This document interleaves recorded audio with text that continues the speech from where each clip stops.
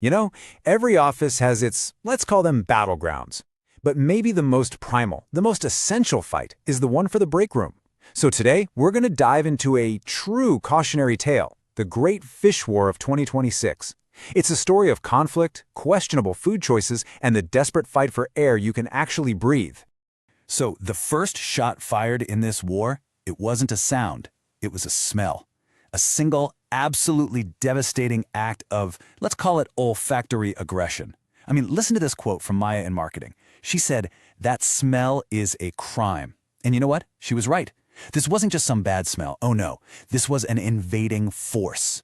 The unspoken truce of the break room completely shattered. The war was on. Okay, so let's really break down this crime against smell. We're going to look at what happened right after, the immediate fallout, and introduce you to the key players because their lives were, believe it or not, about to change forever because of what happened that day. All right, to really get this war, you gotta meet the soldiers, right? First up, we've got Derek from accounting. He's the self-proclaimed alpha of the office. Then there's Maya, who is an absolute master of passive-aggressive sticky note warfare. Kevin from IT, he's basically the sarcastic narrator for the whole thing. And then Linda from HR, her smile, a weapon of terrifying neutrality. And kind of overseeing this whole mess, Mr. Thompson, the boss, who tries so hard to be relatable and just isn't.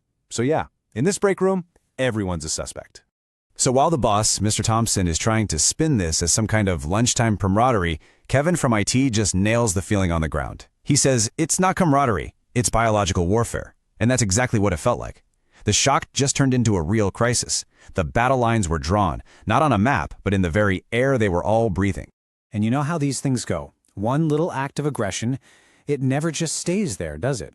Nope. This thing escalated and fast. It turned into a full-blown Cold War, fought with anonymous notes and very public signs.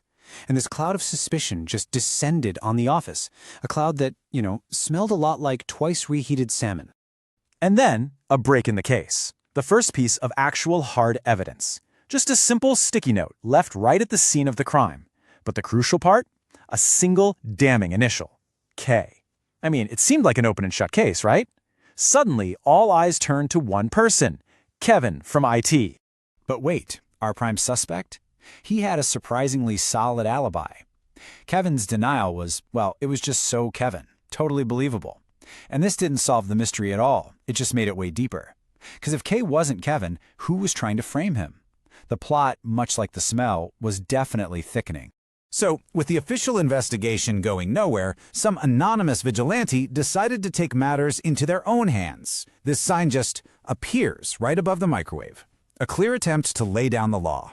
And you know this move, right? It's classic office warfare. When talking fails, you turn to laminated signs. But this attempt to make a new law quickly turned into a personal fight. Our alpha, Derek from accounting, felt personally attacked. He saw this sign and immediately declared, "This is harassment." So what was meant to be a solution just became an accusation. Tensions were really hitting a breaking point. Okay, so now there are claims of harassment flying around. What happens next? Oh, you know what happens next. The inevitable corporate response. A mandatory meeting. Linda from HR calls an emergency summit. And get this title, Thermal Courtesy and Shared Appliance Respect. I mean, with a title that beautifully bureaucratic, you just know it's going to be a disaster. But hey, they were going to try for a diplomatic solution. And this, right here, this single quote from Linda, this is exactly why the peace talks were doomed from the start. Her philosophy, while I'm sure it was well-intentioned, just completely missed the point. She says, when one of us microwaves fish, we all microwave fish. Yeah, Linda, that's the entire problem. That's what we're complaining about. So, needless to say, the summit, a complete and total failure. So, just when it looked like this was going to be a permanent state of office trench warfare, something happened. A stunning reveal that just changed everything. The truth was about to come out, and trust me, nobody saw this coming. So this was the real question, wasn't it? The one that was hanging in the air, probably even thicker than the smell itself. I mean, we know Kevin has an alibi. Derek keeps saying it's not him. So who was it? Who was the real architect of the fish crisis? Who was this phantom of the break room? And then, the moment of truth. It's Thursday, 12:01 p.m., and suddenly that familiar hum of the microwave cuts through the tense silence. everybody in the office just freezes. And then, slowly, cautiously, they all start moving together toward the break room to finally face the Phantom Menace. And there he was. It wasn't Derek. It wasn't Kevin. It was Mr. Thompson, the boss himself holding a plate of steaming salmon. And his reason? His justification for all the chaos he caused? It's heart healthy. Oh my God, the call was coming from inside the house the whole time. You could have heard a pin drop. The office just gasped. And suddenly, this wasn't about a stinky lunch anymore. This was a deep, profound betrayal. Think about it. He's the one who called the meetings. He sat there and watched everyone point fingers at each other. And he was the one doing it all along. The entire social contract of the office just shattered. A betrayal like that? Oh, it could not go unanswered. It sparked an immediate, totally coordinated mutiny. What happened next wasn't just about airing out the room. It was about toppling the old regime. The entire corporate hierarchy basically collapsed in minutes. And this uprising was swift and just brutally efficient. It was this beautiful display of unity that could only come from shared trauma.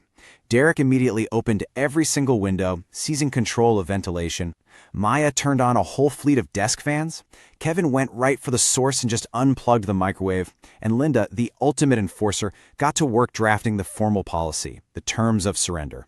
And really, the symbolic peak of this whole coup came from Kevin as he unplugged that microwave. He just declared, "I work in IT. I control the power." And in that moment, it wasn't about job titles anymore. It was about who literally controlled the infrastructure. The mutiny was a success. So, with the tyrant deposed, the victorious rebels had a new problem. What now? How do you build a new world from the ashes of the old one? So this last part of our story is all about that fragile piece that came next, and the new laws they had to write to make sure a tragedy like this could never, ever happen again. And here they are, the Articles of Armistice, the new laws of the land, enforced by Linda, of course. They're pretty simple and direct. 1, no seafood. 2, no experiments. 3, and this is my favorite, just a brilliant piece of writing, if it smells aggressive, it stays home. And 4, if you break the rules, you have to clean the fridge for a whole month. Now that is a deterrent. But you know, the old regime didn't go down with one last fight. In a final, desperate attempt to enjoy his heart-healthy fish, Mr. Thompson tried a counter-offensive. He brought in a deluxe compact air fryer. Yeah, that attempt was, let's just say, unsuccessful. It was shut down immediately and decisively by Linda. And so a new, fragile peace finally settled over the office. But the story doesn't end in silence. It ends with an ominous beep. You know, somewhere in the distance, faintly, the microwave beeps again. And even if it's just someone heating up soup, that sound is now a constant reminder. The threat is never really gone. The price of clean air is eternal vigilance. So the fish war of 2026 might be over, but its story is really a story about every shared office space, isn't it? It kind of forces us to ask a pretty big question about trying to get along at work. In the workplace, is peace ever permanent? I guess that's something to think about during your next lunch break.